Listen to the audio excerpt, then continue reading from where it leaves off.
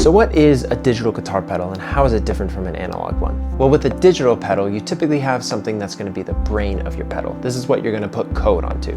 Whereas an analog one is just made up of all these little parts, each one playing their own role on how they're changing the sound. With a digital guitar pedal, that brain will take your analog continuous signal, convert it into discrete numbers, and then you can process those numbers with your code, just using math and algorithms, and then you'll convert those numbers back into an analog continuous signal that we'll be able to hear. Now you may be wondering, since we have to convert the continuous to discrete points, does that mean that we lose sound quality? Technically yes, but in reality, no.